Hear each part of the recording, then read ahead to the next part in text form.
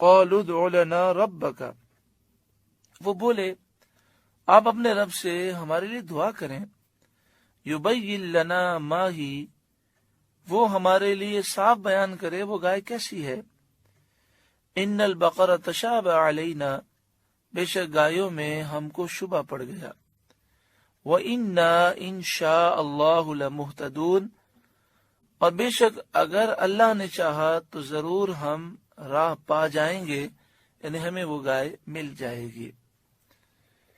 تفسیر طبری میں حدیث ہے 1246، اس کا نمبر ہے، رسول اللہ صلی اللہ علیہ وآلہ وسلم نے ارشاد فرمایا، اللہ کی قسم اگر یہ لوگ انشاءاللہ نہ کہتے تو کبھی بھی ان کے لیے گائے کو واضح و ظاہر نہ کیا جاتا، یعنی کبھی بھی یہ گائے کو تلاش نہ کر سکتے۔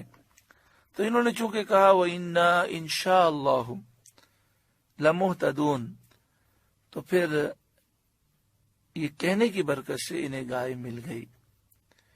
اس سے یہ معلوم ہوا کہ ہمیں چاہیے کہ ہم ہر معاملے میں جو جائز ہو اس میں ہم انشاءاللہ ضرور کہیں۔ انشاءاللہ کے لفظی معنی ہے اگر اللہ نے چاہا، اور اس میں بندے کی عاجزی کا اظہار ہے۔ مثلا ایک شخص وہ کوئی چیز خریدنے جا رہا ہے، اس سے پوچھا جائے کہاں جا رہے ہیں تو وہ کہے میں مارکیٹ جا رہا ہوں، وہاں جا کر انشاءاللہ میں یہ چیز خریدوں گا، تو اس کے معنی یہ ہے کہ میرے پاس پیسے بھی ہیں، وہاں جا بھی رہا ہوں، اگر اللہ تعالیٰ مدد فرمائے گا تو میں یہ کام کرنے میں کامیاب ہو جاؤں گا۔ تو چونکہ اس میں عاجزی کا اظہار ہے تو غیبی مدد ہوتی ہے، اور انشاءاللہ کہنے کی برکت سے رکاوٹیں دور ہو جاتی ہیں۔ سورہ کہف آیت نمبر 23، 15واں پارہ، اللہ رب العالمین نے ارشاد فرمایا آیت نمبر 23 اور 24 میں، وَلَا تَقُولَنَّ لِشَيْءٍ إِنِّي فَاعِلٌ ذَلِكَ غَدًا، ہرگز کسی چیز کے بارے میں، کسی کام کے بارے میں یہ نہ کہو کہ کل میں یہ کام کروں گا، إِلَّا أَن يَشَاءَ اللَّهُ، مگر یہ کہ اللہ چاہے گا، یعنی صرف یہ نہ کہو کہ میں کام یہ کل کر لوں گا، بلکہ کہو اگر اللہ نے چاہا انشاءاللہ میں یہ کام کل کروں گا، تو انشاءاللہ کی برکت سے سارے معاملات آسان ہوں گے۔ حضرت موسیٰ علیہ السلام سے یہ کہنے لگے کہ پیلی گائے اور اس کا رنگ بھی گہرا ہو، ڈارک ہو، اور پھر دیکھنے والے کو اچھی بھی لگے، دیکھنے والوں کو خوش کرتی ہو، ایسی گائے کہاں ملے گی؟ اب ہمیں گایوں میں تو شبہ ہو گیا، آپ مزید واضح فرمائیں، انشاءاللہ ہم پالیں گے۔ قال، موسیٰ علیہ السلام نے فرمایا، انہ یقول، بے شک اللہ تعالیٰ فرماتا ہے، انہا بقرہ، بے شک وہ گائے ہے، لا ذلول تثیر الارض، جس سے خدمت نہیں لی جاتی کہ زمین میں ہل چلائے، ولا تسقی الحرث، اور نہ کھیتی کو پانی دے، یعنی ایسی گائے ہے کہ جو جوان بھی ہے، ڈارک گہرا پیلا رنگ بھی ہے، اور کبھی اس نے کھیتی میں ہل نہیں چلایا، اور نہ کھیتی کو اس نے پانی دیا ہے، نہ کھیتی کو اس نے سیراب کیا ہے، یعنی کھیتوں میں اس سے کام نہیں لیا گیا۔ مسلمتن، بے عیب ہے، لا شیۃ فیہا، جس میں کوئی داغ نہیں۔ قالوا الآن جئت بالحق، بولے اب آپ ٹھیک بات لائے، یعنی اب تشفی ہوئی اور پوری شان و صفت معلوم ہوئی، یعنی خود انہوں نے مختلف سوالات کیے اور خود اپنے آپ کو مشکل میں ڈالا، لیکن جب حضرت موسیٰ علیہ السلام نے ساری وضاحتیں فرما دی تو کہنے لگے کہ اب آپ ٹھیک بات لائے۔ کیسی ضدی قوم تھی اور کیسی بے ادب قوم تھی۔ ان اطراف میں انہوں نے گائے کی تلاش کی تو جہاں یہ رہتے تھے اس کے آس پاس صرف ایک گائے ایسی تھی۔ اس کا حال یہ ہے کہ بنی اسرائیل میں ایک نیک شخص تھے، ان کا ایک چھوٹا سا بچہ تھا اور ان کے پاس ایک گائے کے بچے کے علاوہ کچھ نہ تھا۔ انہوں نے اس گائے کے بچے کی گردن پر مہر لگا کر اللہ کے نام پر چھوڑ دیا اور اللہ کی بارگاہ میں عرض کیا، اے میرے رب، میں اس گائے کے بچے کو اپنے بیٹے کے لیے تیرے پاس امانتاً رکھتا ہوں، جب میرا بیٹا بڑا ہو جائے تو یہ گائے اے مالک تو اسے عطا کر دینا۔ اس کے بعد ان کا انتقال ہو گیا۔ وہ گائے کا بچہ جنگل میں پرورش پاتا رہا۔ یہ لڑکا بڑا ہوا۔ اللہ کے فضل سے یہ لڑکا بہت زیادہ متقی اور پرہیزگار تھا، ماں کا فرمانبردار تھا۔ ایک روز اس کی ماں نے کہا، اے نور نظر، تیرے باپ نے تیرے لیے فلاں جنگل میں اللہ کے نام ایک گائے چھوڑ دی تھی، یعنی گائے کا بچہ چھوڑا تھا، اب وہ بڑی ہو گئی ہوگی، اس کو جنگل سے لا اور اللہ سے دعا کر کے وہ تجھے عطا فرمائے۔ لڑکا جنگل میں گیا اور اسے گائے نظر آئی اور ماں کی بتائی ہوئی علامتیں اس میں پائیں، تو اس نے اس گائے کو اللہ کی قسم دی اور کہا کہ تو میرے پاس آ جا، تو وہ گائے حاضر ہو گئی۔ وہ نوجوان اس کو اپنی ماں کی خدمت میں لایا۔ ماں نے بازار میں لے جا کر 3 دینار پر بیچنے کا حکم دیا اور یہ شرط لگائی کہ سودا ہونے پر پھر اس کی اجازت حاصل کی جائے۔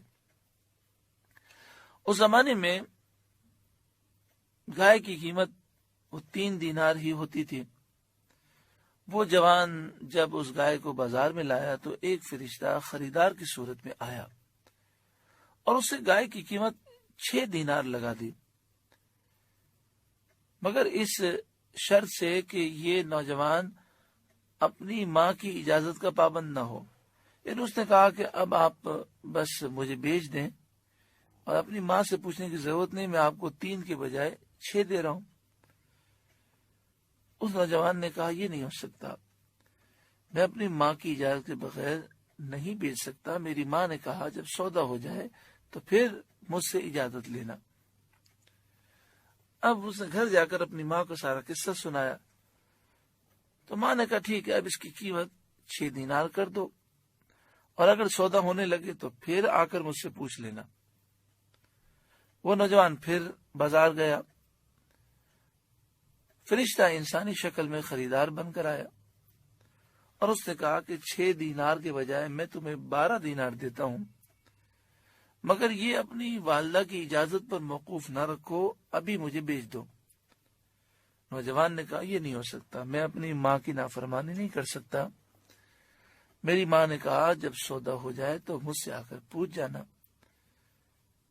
اب وہ نوجوان اپنی ماں کے پاس گیا اور سارا قصہ سنایا تو ماں نیک تھیں، صالحہ تھیں، صاحب فراست تھیں۔ وہ سمجھ گئی کہ یہ خریدار نہیں، کوئی فرشتہ ہے جو امتحان کے لیے آیا ہے۔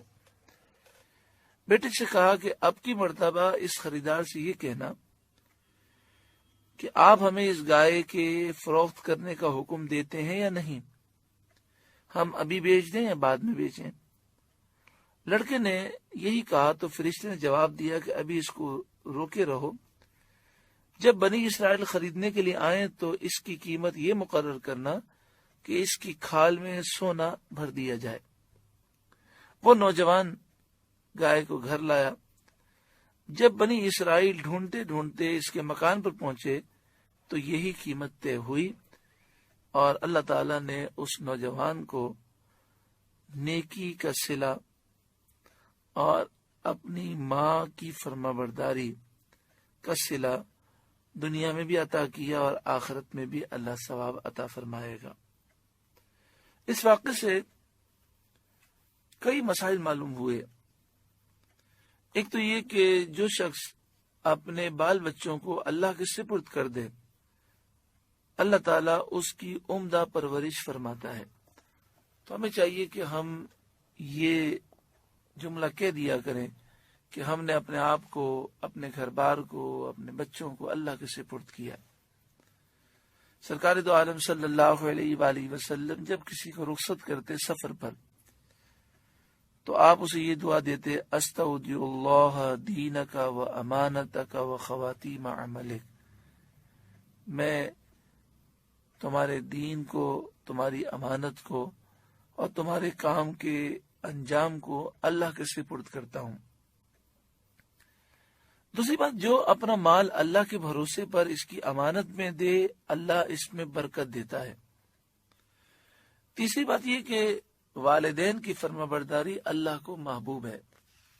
ہمیں بھی چاہیے کہ ہم اپنے ماں باپ کی خدمت کریں اور ان کی فرما برداری کریں شریعت کے دائرے میں رہ کر۔ ہاں، اگر وہ کوئی کام شریعت کے خلاف حکم دیں تو ہم اس کام پر عمل نہ کریں بلکہ شریعت پر عمل کریں۔ ہاں، انہیں پیار محبت سے سمجھا دیں کہ چونکہ یہ شرعی مسئلہ ہے، میں شریعت کی نافرمانی نہیں کر سکتا۔ فَذَبَحُوهَا وَمَا كَادُوا يَفْعَلُونَ، تو اسے ذبح کیا اور ذبح کرتے معلوم نہ ہوتے تھے۔ بنی اسرائیل کے مسلسل سوالات اور اپنی رسوائی کے اندیشے اور گائے کی بہت زیادہ قیمت سے یہ ظاہر ہوتا تھا کہ وہ ذبح کا ارادہ نہیں رکھتے، مگر جب ان کے سوالات کے جوابات دے دیے گئے تو انہیں ذبح ہی کرنا پڑا۔ الحمدللہ یہ 8واں رکوع مکمل ہوا۔ اس میں جہاں بہت ساری نصیحتیں ہیں وہاں یہ نصیحت بھی ہے کہ جب ہم دین کا مسئلہ کسی سے پوچھیں تو سوالات اگر سمجھنے کے لیے ہوں تو اس میں تو کوئی حرج نہیں، لیکن بحث و مباحثے کے لیے سوالات کرنا اور اس کے لیے کرنا کہ ہمیں کوئی رعایت مل جائے، یہ کام تو بڑا مشکل لگ رہا ہے۔ تو اس طرح کے سوالات کرنے سے کام میں مزید مشکلات پیدا ہو جاتی ہیں۔ آج ہمارے معاشرے میں ایک عجیب سوچ ہے کہ دیکھیں، آج ہم کسی مفتی سے یا کسی عالم سے مسئلہ پوچھتے ہیں تو وہ مسئلے میں کوئی تبدیلی تو نہیں کر سکتے، جو شریعت کا حکم ہے وہی بیان کریں گے، لیکن وہ جب کسی عالم سے پوچھتے ہیں تو ان کی کوشش یہ ہوتی ہے کہ کسی طریقے سے سوال اس طرح گول مول کیا جائے کہ وہ ہمیں جائز کہہ دیں، یعنی سوال کی پوری حقیقت بھی نہیں بتاتے اور چاہتے بس کسی طریقے سے عالم کے منہ سے جائز نکل جائے، ہم وہ کام کر لیں، پھر مولانا پکڑے جائیں گے۔ حالانکہ مسئلہ یہ ہے کہ جب مسئلہ پوچھنے گئے ہیں تو سوال صحیح طور پر واضح کرنا چاہیے۔ مثلا مثال کے طور پر کوئی شخص آ کر کہے میں ایک کام کرتا ہوں، اس میں نفع بھی ہوتا ہے نقصان بھی ہوتا ہے، تو آپ بتائیے وہ کام کرنا کیسا ہے؟ تو ہر کوئی کہے گا بالکل جائز ہے۔ لیکن جب وہ یہ کہے گا کہ میں جوا کھیل رہا ہوں اور جوئے میں مجھے کبھی فائدہ بھی ہو جاتا ہے نقصان بھی ہو جاتا ہے، تو ہر عالم کہے گا یہ تو حرام ہے۔ اب وہ کیا کرتے ہیں، وہ یہ سوچتے ہیں کہ ہم نے غلط سوال کر کے جائز مولانا کے منہ سے کہلوا لیا تو اب یہ کام ہمارے لیے جائز ہو جائے گا۔ اللہ تعالیٰ تو سارے معاملات کو جانتا ہے۔ ایسا بھی ہوتا ہے کہ طلاق 3 دے دیتے ہیں، لیکن جب دارالافتاء میں سوال لکھتے ہیں تو لکھتے ہیں کہ میں نے اپنی بیوی کو 1 طلاق دی۔ اب سیدھی سی بات ہے، 1 طلاق جو سوال میں لکھی ہے تو جواب میں جو آئے گا وہ 1 طلاق کے متعلق ہوگا، اور اس میں یہ ہوگا کہ آپ رجوع کر لیں، آپ کی زوجہ آپ کے لیے حلال ہے۔ تو پھر کہتے ہیں جی مولانا صاحب نے رجوع کرنے کا حکم دیا اور حلال کہا ہے، لیکن ذرا سوچے تو صحیح کہ آپ نے 3 طلاقوں کی جگہ 1 لکھا ہے، سوال بدل دیا، اس سے مسئلہ دوسرا بیان ہوا، لیکن اللہ تعالیٰ تو سارے احوال کو جانتا ہے۔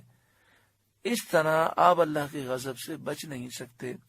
اللہ تبارک و تعالی ہر ایک کو عقل سلیم عطا فرمائے اور دین کی تابعداری نصیب فرمائے، اور اس 8ویں رکوع کے نور سے ہم سب کو روشن و منور فرمائے۔